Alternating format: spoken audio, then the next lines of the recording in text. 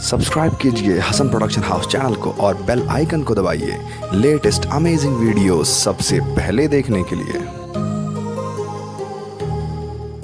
अस्सलाम वालेकुम दोस्तों, मैं हूं सैयद मोहम्मद हसन और आज के दिन हमारे साथ हैं मौलाना सैयद मिर्ज़ा मुफज़्ज़ल अली और मैं इनसे कुछ सवाल करने वाला हूं इसी मुहर्रम के सिलसिले में कि आखिरी आज़ादारी क्यों होती है और इसको क्यों मनाया जाता है। तो मौलाना साहब।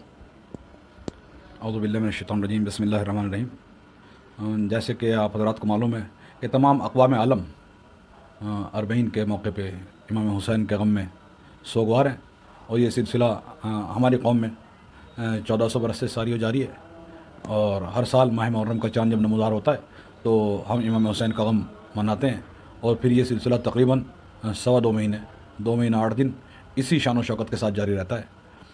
अज़ा के माना गम के हैं चूँकि हम इमाम हुसैन का गम मनाते हैं और मुहर्रम को हम गम का महीना तसव्वुर करते हैं। मुहर्रम कोई फेस्टिवल नहीं है, कोई त्यौहार नहीं है, बल्कि मुहर्रम एक गम का महीना है और ये गम रसूल अल्लाह के घराने का गम है। और जाहिर सी बात है चूँकि रसूल अल्लाह के घराने का गम है इसलिए तमाम मुसलमान बल्कि हिंदुस्तान में तो मुस्लिम नॉन मुस्लिम तमाम अक़वाम आलम इस गम में शरीक होते हैं।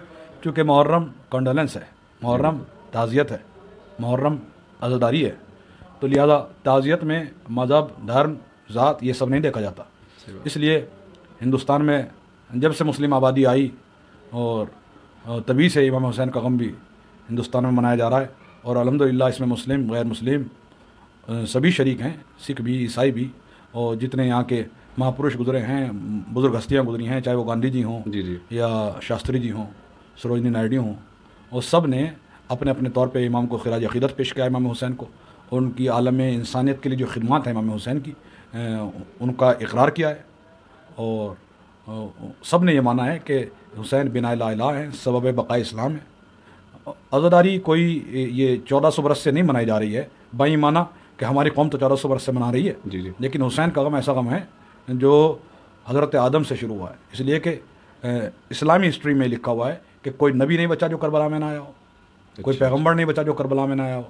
हज़रत इब्राहीम का हिस्ट्री से करबला में आना साबित है, हज़रत ईसा का करबला में आना साबित है, जनाब नूह का उनकी कश्ती का करबला में आके भंवर में फंसना साबित है। लिहाजा अज़ादारी की हिस्ट्री बहुत पुरानी है, एक बात। दूसरी बात मैं ये कहना चाहूँगा कि अज़ादारी हुसैन इमाम हुसैन के सामने भी थी, रसूल अल्लाह की हयात में भी थी। वो रवायत उलमा अहले सुन्नत की किताबों में भी है कि जब जिब्रील ख़बर शहादत हुसैन लेके आए तो करबला की मट्टी भी साथ लाए और जब वो करबला की मट्टी लाए तो उन्होंने इमाम हुसैन से जिब्रील ने अर्ज़ किया, या रसूल अल्लाह, जब आपका नवासा 3 दिन का भूखा प्यासा करबला में शहीद कर दिया जाएगा तो ये मट्टी खून में बदल जाएगी। इमाम हुसैन की शहादत की अलामत उस मट्टी का खून में बदलना था। रसूल अल्लाह जाते हुए वो मट्टी उम्मुल मोमिनीन हज़रत उम्मे सलमा को दे के गए और उलमा अहले सुन्नत ने इस रवायत को लिखा है कि ख़ास आशूर के दिन बाद विसाल पैगम्बर सन 61 हिजरी में असर के वक्त नमाज के बाद जनाब उम्मे सलमा मुसल्ले पर लेट गईं और गुनूदगी के आलम में जनाब उम्मे सलमा ने यह देखा कि रसूल अल्लाह एक शीशी हाथ में लिए हुए हैं जिसमें खून ताज़ा जोश मार रहा है, बाल परेशान हैं, सर पे अम्मामा नहीं है, खाक अपने सर पे डाले हुए हैं, गरबान चाक किए हुए हैं, जो गम और मुसीबत की अलामत होती है। जनाब उम्मे सलमा ने पूछा कि या रसूल अल्लाह, आपने ये क्या हाल बनाया हुआ है अल्लाह के हबीब? तो फरमाया, उम्मे सलमा तुम यहाँ पे सो रही हो, वहाँ मेरा हुसैन शहीद कर दिया गया। लिहाजा यह गम रसूल अल्लाह ने मनाया और जब जिब्रील ख़बर शहादत लाए रवायत में पंजतन पाक तशरीफ़ फरमा थे, सब ने गिरिया किया, रसूल अल्लाह ने गिरिया किया, जनाब अमीर ने गिरिया किया और जनाब फ़ातिमा ने उस वक्त रसूल अल्लाह से पूछा था कि बाबा क्या आप होंगे करबला में जब हुसैन शहीद होंगे? फरमाया मैं नहीं हूँगा। अली होंगे? फरमाया अली मुर्तज़ा भी नहीं होंगे। हसन का हसन भी नहीं होंगे। बाबा क्या मैं होंगी? कहानी बेटी फ़ातिमा तुम भी बवक्त करबला नहीं रहोगी। तो उस वक्त एक दुखियारी माँ ने कहा था कि बाबा जब हम में कोई ना होगा तो हुसैन को रोएगा कौन, हुसैन की अज़ादारी कौन मनाएगा? लिहाजा तब रसूल अल्लाह ने ये पेशन गोई की थी कि अल्लाह ने मुझे बताया है जिब्रील के ज़रिए कि अल्लाह एक कौम पैदा करेगा जिसके अफराद हुसैन का गम मनाएंगे, हुसैन के घराने का मातम करेंगे। लिहाजा अज़ादारी वादा इलाही है। अज़ादारी रसूल के दौर में भी रही, क़ब्ल रसूल भी रही, इमाम हुसैन की हयात में भी रही और इमाम हुसैन के बाद भी आज तक जारी है और इंशाअल्लाह क़यामत तक रहेगी। और मौलाना जैसे कि 10 मुहर्रम को इमाम हुसैन सलाम और उनके नासिर और मददगार की शहादत हो गई और आज 20 सफ़र की तारीख़ है। आज के दिन हम अरबईन के बारे में कुछ बताना चाहेंगे। अरबईन क्या होती है, क्योंकि आज चहलों के दिन हम उसको बनाते हैं और इसको याद رکھنے کے لیے ہم اس کو کس طرح کا پیغام دیں اپنے نوجوانوں کے لیے اور اپنی قوم کے لیے؟ اربعین کا مسئلہ یہ ہے کہ اربعین عربی کا لفظ ہے اور چہلم فارسی کا لفظ ہے. اربعین عربی میں کہتے ہیں 40 کو, اور چہلم عربی میں 40ویں کو کہتے ہیں, جسے اردو میں ہم 40واں کہتے ہیں. جی.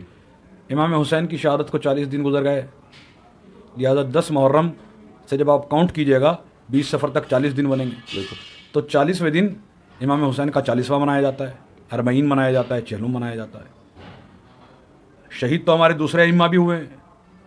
کچھ لوگ اعتراض کرتے ہیں, آج کل سوشل میڈیا پہ بھی یہ اعتراض گھوم رہا ہے کہ اور ائمہ کا 40واں کیوں نہیں مناتے. تو ان کے لیے 2 جواب ہیں. ایک جواب تو یہ ہے ان بھائیوں کے لیے کہ امام حسین کا اربعین منانا یہ ہمارے ائمہ کی سنت ہے, یہ تو فقہی مسئلہ ہے. اچھا. جواب حلی ہے اس چیز کا. ایک جواب نقضی ہوتا ہے, جواب برائے جواب, وہ یہ ہے کہ جب دوسرے ائمہ ہمارے شہید کیے گئے تو ان کے وارث موجود تھے اچھا. چہلم منانے کے لیے, مگر جب حسین شہید کیے گئے تو حسین کا چہلم منانے والے قید زندان میں تھے, شام میں قید تھے.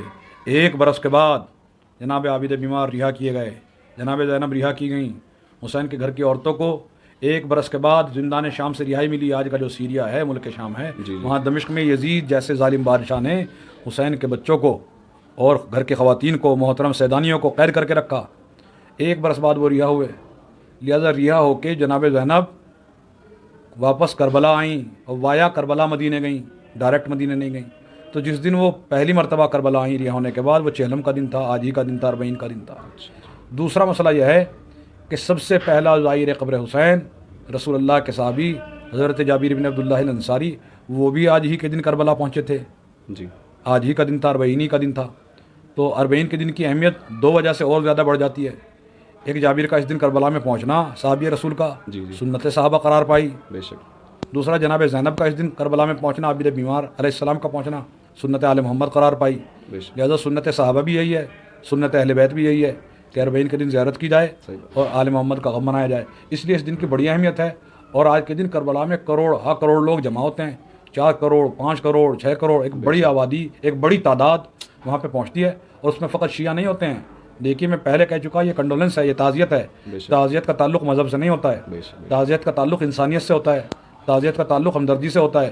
لہذا جنہیں امام حسین سے ہمدردی ہے, آپ یوٹیوب دیکھیے, آن کیجئے, آپ کو دکھائی دے گا عیسائیوں کے قافلے بھی جا رہے ہیں, یہودی بھی جا رہے ہیں, مسلمان بھی جا رہے ہیں, ہندو بھی جا رہے ہیں. ہمارے محترم دوست بھی ہیں, بزرگ بھی ہیں. مراری باپو صاحب گجرات میں ابوا میں رہتے ہیں, 250 400 لوگ لے کے جاتے ہیں. بہت بڑے دھرم گرو ہیں ہندو حضرات کے, اور سب اپنے خرچے پہ لے کے جاتے ہیں کربلا میں. اوم علی اوم کا جب بھی کرتے ہیں, حسین بادشاہ کا جب بھی کرتے ہیں. تو حسین کو کسی فرقے میں قید کرنا, کسی مذہب میں قید کرنا, یہ عقلمندی نہیں ہے. حسین بیمار انسانیت کی دوا ہے. دوا کسی مذہب کے لیے نہیں ہوتی, دوا انسانیت کے لیے ہوتی ہے. لہذا یہ کربلا بیمار انسانیت کو زندگی بخشتی ہے. حسین کا نام انسانیت کو حیات بخشتا ہے. اس لیے اس بات کو اچھی طرح سمجھ لیجئے کہ یہ اربعین کا دن ہندوستان میں بھی, آپ بنارس جا کے دیکھیے, کلکتہ جا کے دیکھیے, احمد آباد گجرات جا کے دیکھیے, آپ کو نظر آئے گا کہ امام حسین خود میرے اپنے گاؤں میں آئیے, شب عاشور میں آ کے دیکھیے, اربعین میں آ کے دیکھیے, ہندو سنی شیعہ سب لوگ ٹوٹے پڑ رہے ہیں, جلوسوں میں آ رہے ہیں, رو رہے ہیں امام حسین کو. یہ اس بات کا کھلا اعلان ہے کہ حسین دلوں کے بادشاہ ہیں, حسین روحوں کو تسخیر کرتے ہیں, حسین روح انسانی پہ آج بھی حکومت فرما رہے ہیں, اور تا قیام قیامت غم حسین ایسے ہی منایا جائے گا. اور جانے سے پہلے دوستوں میں مولانا سے بس اتنا کہنا چاہوں گا کہ اگر آپ کا کچھ میسج ہو جو آپ دینا چاہیں دوسروں کو, تو آپ کیا دینا چاہیں گے؟ دیکھیے, میں بالعموم پورے عالم انسانیت کو, بالخصوص اپنی قوم اور برادری کے بچوں اور بھائیوں سے یہ کہنا چاہوں گا کہ حسین ظلم کے خلاف کھڑے ہوئے, مولا بربریت کے خلاف کھڑے ہوئے, مولا اندھیروں کے خلاف کھڑے ہوئے. جب چاروں طرف ظلم اور بربریت کا گھٹا ٹوپ اندھیرا تھا, دیکھیے اس کا ریزن دیکھیے. ظلم وہاں ہوتا ہے کہ جہاں نادانی ہو, اور نادانی اور جہالت وہاں ہوتی ہے جہاں علم نہ ہو. لہذا کربلا کا سب سے بہتر پیغام یہی ہے کہ ولایت علی کے دامن سے متمسک رہا جائے. اور ولایت علی ظاہر سی بات ہے, علی کا چاہنے والا ان پڑھ نہیں ہوتا, علی کا چاہنے والا جاہل نہیں ہوتا. لہذا یہی پیغام دینا چاہوں گا میں سب افراد کو کہ وہ پڑھیں لکھیں آگے بڑھیں. اس لیے کہ قرآن کی پہلی وحی جو نازل ہوئی وہ سورہ حمد نازل نہیں ہوا, ترتیب میں یہاں پہ رکھا ہوا ہے جہاں آپ دیکھ رہے ہیں الحمد. قرآن کی پہلی وحی اسلام کی میں جو نازل ہوئی وہ اقرا بسم ربک الذی خلق ہے. اقرا یعنی پڑھو. قرآن کا پہلا پیغام تعلیم ہے, رسول اللہ کا پیغام تعلیم ہے, آپ کا بھی پہلا پیغام تعلیم اور کلمہ لا الہ الا اللہ ہی ہے. عزیزان گرامی, रसूल की हदीस है, उतलबुल इल्मा मिनल महद इलल लहद, इल्म हासिल करो माँ की गोद से गोशाए कब्र तक। ना इसके लिए रसूल अल्लाह ने उम्र की कैद रखी, ना कास्ट की कैद रखी, ना वतन की कैद रखी, ना परदेश की कैद रखी। फरमाया उतलबुल इल्मा वला कौना बिस्सीन, इल्म हासिल करो चाहे चीन जाना पड़े। तो चीन चूँकि उस टाइम एक डेवलप कंट्री था, एक बड़ी तहजीब थी, एग्जाम्पल लिहाजा वो एग्जाम्पल के तौर पे दिया गया, दूसरे मुल्क अरब से दूर था, इसलिए भी कहा गया चाहे दूर जाने में सोबतें चुके होती हैं, लिहाजा फरमाया चाहे सोबतें बर्दाश्त करना पड़े तब भी इल्म हासिल करो, चाहे दूर जाना पड़े तब भी इल्म हासिल करो, चाहे चूँकि वो गैर मुस्लिम भी थे, चाहे गैर मुस्लिम से इल्म हासिल करना पड़े तब भी इल्म हासिल करो। ये रसूल और रसूल की तालीम है। और अली के चाहने वाले को तो इसलिए भी आलिम होना चाहिए कि अली मदीनतुल इल्म का दरवाज़ा है, बाब मदीनतुल इल्म है, रसूल शहर इल्म है, अली उसका दरवाज़ा है। लिहाजा इल्म के दरवाजे में उलमा दाखिल होते हैं। जोहला को इल्म के दरवाजे से क्या मतलब है, इसलिए ज़रूरी है कि हमारी कौम इल्म हासिल करे, पले बढ़े, आगे बढ़े और एक खुशखुर्रम शादाब और मिसाली ज़िंदगी दुनिया में गुजारे और खिदमत इंसानियत करे। दूसरे देख के कहें कि अली के चाहने वाले ऐसे होते हैं, हम अपनी ज़बान से न कहें। जब हम इल्म हासिल करेंगे तो आले मोहम्मद के लिए ज़ीनत बनेंगे, आले मोहम्मद के लिए फ़ख्र का मकाम बनेंगे। लिहाजा ज़रूरी है कि हम पढ़े लिखे भी हों, दौलतमंद भी हों, शरीफ भी हों, नेक भी हों। यही पैगाम करबला है, यही पैगाम अरबईन है, यही पैगाम इस्लाम। बहुत बहुत शुक्रिया मौलाना साहब। और दोस्तों, जैसे कि आपने देखा कि करबला का जो पैगाम है वो सिर्फ ये नहीं है कि हम गम मनाएं, पैगाम ये भी है कि हम इंसानियत को बाकी रखें, इल्म को बाकी रखें और अपने अखलाक को दुनिया तक फैलाएं, जिससे दुनिया देख के कहे कि ये अली के चाहने वाले हैं, ये इमाम सल्लल्लाहु अलैहि वसल्लम के चाहने वाले हैं। और इन्हीं के बल पे आज इतनी दुनिया आगे चल रही है और इतनी आगे दौर में हम इतनी तरक्की करते जा रहे हैं। तो दोस्तों, बस आज के लिए इतना ही। अगर आपको ये वीडियो अच्छी लगी हो तो प्लीज़ अपने दोस्तों तक ज़रूर शेयर करें और इस बात को फैलाएं कि जो वेस्ट दिखा रहा है वो इस्लाम नहीं है, जो दुनिया दिखा रही है वो इस्लाम नहीं है। इस्लाम का मकसद कुछ और है, क्योंकि इस्लाम का मकसद ही है नरमी से पेश आना और एक इल्म के ज़रिए से आगे पैगाम को पहुंचाते हुए जाना। तो बस आज के लिए इतना ही। Good bye.